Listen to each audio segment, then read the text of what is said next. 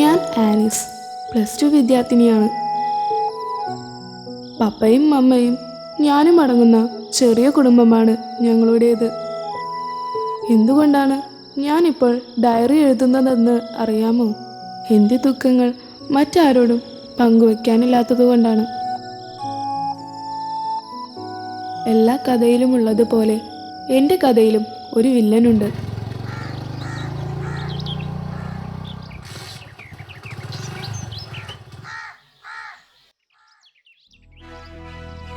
ഇത് അവരാച്ചൻ, എൻ്റെ കഥയിലെ വില്ലൻ. ഒന്നുകൂടി തെളിച്ചു പറഞ്ഞാൽ എൻ്റെ പപ്പ.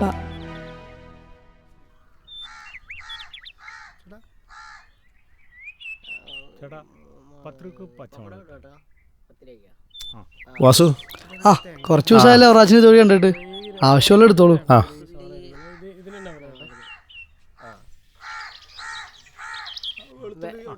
നാടൻ മുരിങ്ങ, നല്ല അച്ചിങ്ങുണ്ട്.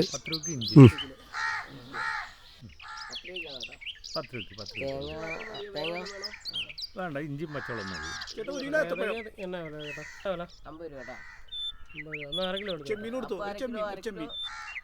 കുറച്ച് കറിവേപ്പില എടുത്തോ. മതിയോ? അത് മതി. ഇത് ഞാൻ കിറ്റിലിട്ടേക്കാം.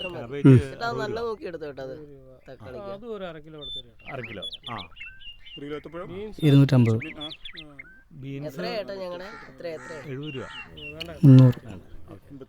പിന്നെ നല്ല നാടൻ കോഴിമുട്ടയുണ്ട്.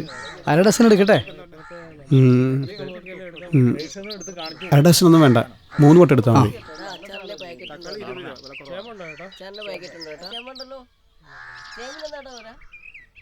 ചേമ്പ് 40 രൂപ. ഒരു മുട്ട പപ്പയ്ക്ക്, 1 അമ്മയ്ക്ക്, പിന്നൊന്ന് എനിക്കും. അതിൽ കൂടുതലില്ല. ഇതിൽ നിന്ന് മനസ്സിലായില്ലേ പപ്പയുടെ സ്വഭാവം? മിസ്സിനെ കണ്ടിരുന്നല്ലോ ഇന്ന് ഉച്ചയ്ക്ക്.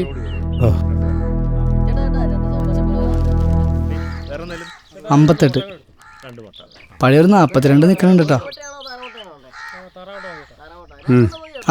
ഓക്കെ.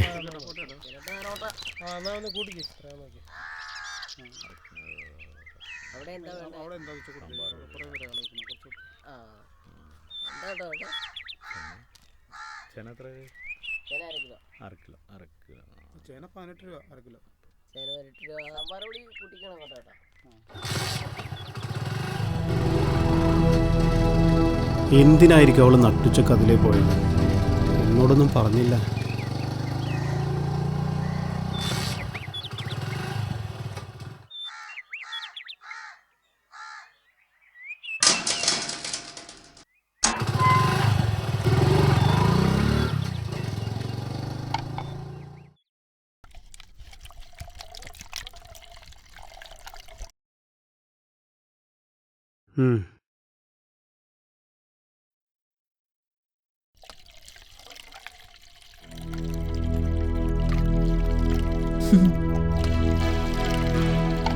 നീ ഇന്ന് ഉച്ചക്ക് എവിടെയെങ്കിലും പോയിരുന്നോ? എന്താ പ്രശ്നം? എന്താ പ്രശ്നമെന്നാ? നിന്റെ തന്നിഷ്ടത്തിൽ നടക്കാമെന്നാ നീ വിചാരിച്ചേ?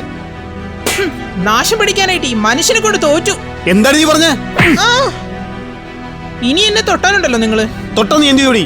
എന്ത് ചെയ്യുന്നു? എന്താണ് ഇവിടെ?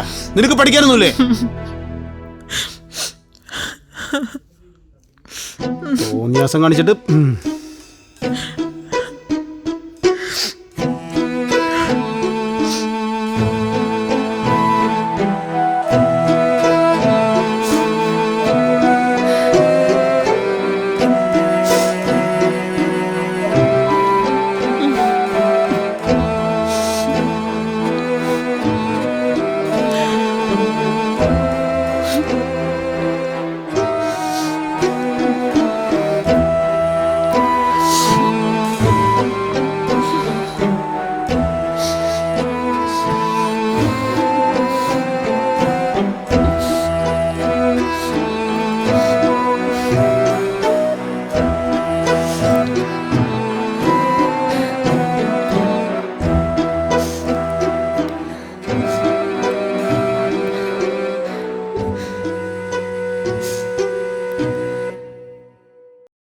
കൊച്ചു കാര്യം പോലും ഊതി വേർപ്പിച്ച് വഴക്കിടുന്ന ആളാണ് എൻ്റെ പപ്പ.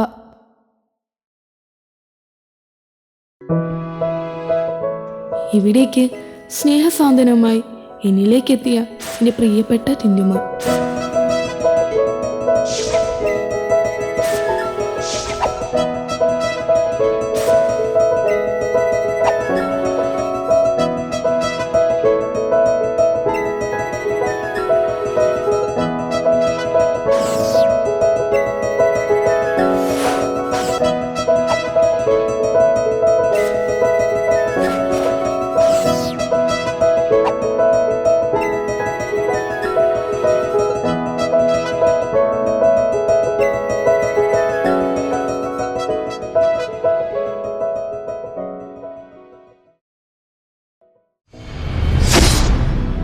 ഒടുവിൽ ആ ദുരന്തവും സംഭവിച്ചു.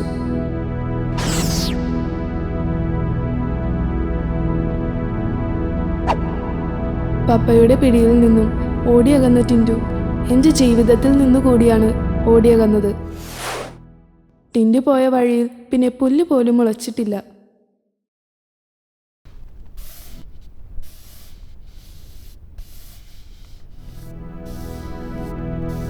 എടീ, ഓട്ടിക്കാനാണെന്നും പറഞ്ഞിട്ട് ഒന്ന് കുഴിച്ചു പോണു ഞാൻ. അറിയാമോ നിനക്കൊക്കെ?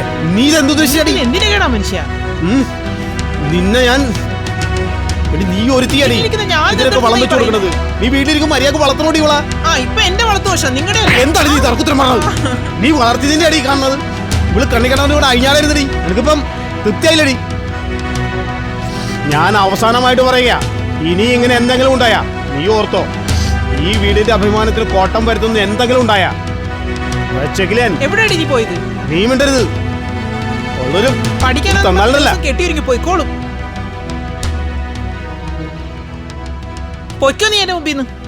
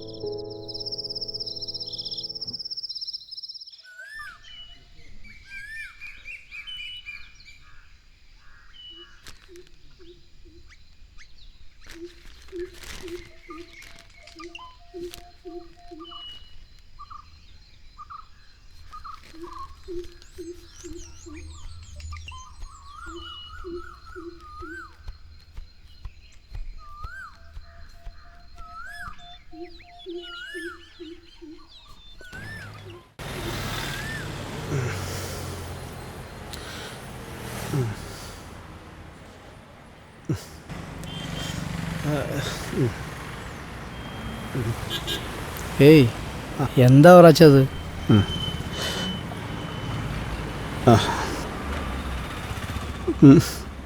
ഒന്നുമില്ല. കാര്യം തുറന്നു പറഞ്ഞാലേ മനസ്സിലാവുള്ളൂ.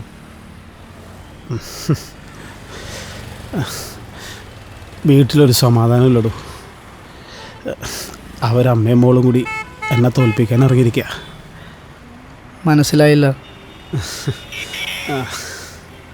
ഞാൻ പറയുമ്പോൾ തെറ്റിദ്ധരിക്കരുത്. അവറാച്ചനെന്തെങ്കിലും അവരുടെ ഇഷ്ടം എന്താണെന്ന് അന്വേഷിച്ചിട്ടുണ്ടോ? പ്രശ്നങ്ങളെ അവരുടെ കണ്ണിലൂടെ കാണാൻ ശ്രമിച്ചിട്ടുണ്ടോ? അവറാച്ചൻ്റെ ആശയങ്ങൾ സൗമ്യമായ രീതിയിൽ അവതരിപ്പിച്ച് നോക്കൂ. അതുപോലെ അവർക്ക് പറയാനുള്ളതും ക്ഷമയോടെ കേൾക്കണം. ഇപ്പം 3 പേരും 3 ലോകത്താ. അവറാച്ച നിങ്ങൾ തമ്മിലുള്ള വിനിമയ തകരാറാണ് പ്രശ്നം. ഉപാധികൾ വെച്ചുള്ള ജീവിതമാണ് കുഴപ്പമുണ്ടാക്കുന്നത്. ഇനി ചെല്ലുമ്പോൾ ഒരു ചെറു പുഞ്ചിരി, ഒരു തലോടൽ, അവരെ പരിഗണിക്കുന്നു എന്നൊരു തോന്നൽ, ഇത്രയും മതി കുടുംബജീവിതത്തിൽ അത്ഭുതങ്ങൾ സംഭവിക്കാൻ. ആ, എന്തായാലും അതിൻ്റെ പേരിലുള്ള സ്മോളടി വേണ്ട. അവറാച്ചൻ പൊക്കോ, ചെല്ല്, സൂക്ഷിച്ചു പോകണം. ആ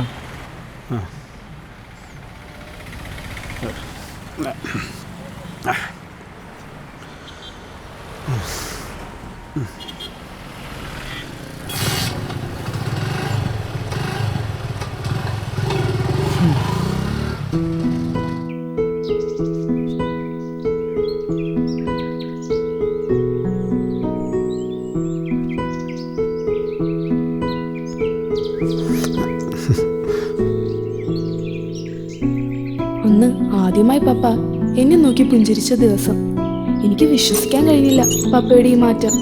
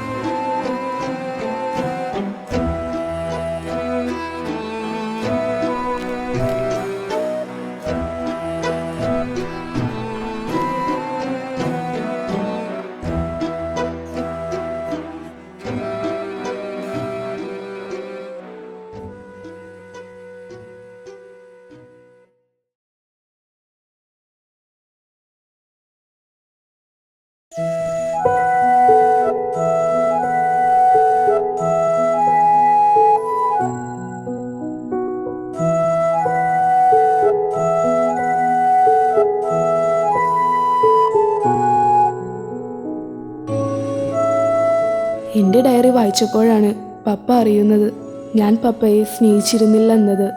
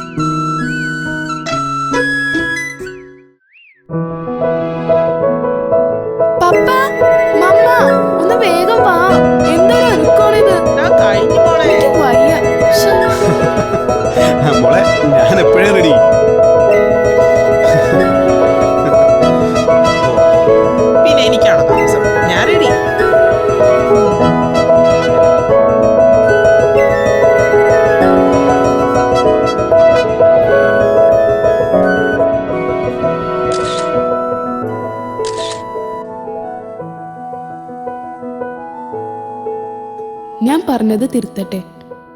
ഇപ്പോൾ ഞാൻ എൻ്റെ പപ്പയെ ഒരുപാട് സ്നേഹിക്കുന്നു. സ്വർഗം എന്താണെന്നത് ഞാൻ മനസ്സിലാക്കുന്നു. അത് തേടി എവിടേക്കും പോകണ്ട. നമ്മുടെ വീട്ടിലും സൃഷ്ടിക്കാം സ്വർഗം. നിർത്തട്ടെ. സ്നേഹപൂർവം, ആലീസ്.